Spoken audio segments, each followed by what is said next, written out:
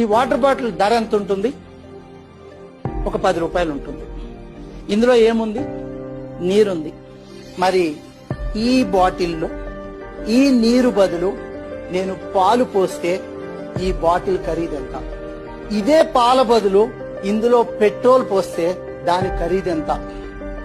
అదే పెట్రోల్ బదులు దీంట్లో నేను పాదరసాన్ని నింపితే దాని ఖరీదెంత? అదే పాదరసం బదులు బంగారాన్ని పోస్తే ఈ బాటిల్ నిండా ఉన్న బంగారం ఖరీదెంత? అంటే బాటిల్ మారదు, కంటైనర్ మారదు, కంటెంట్ మారుతుంది, మన కంటెంట్ మారుతుంది. ప్రపంచం నీకు విలువనిచ్చేది ఈ శరీరానికి కాదు, ఈ మెదడులో ఉన్న జ్ఞానానికి.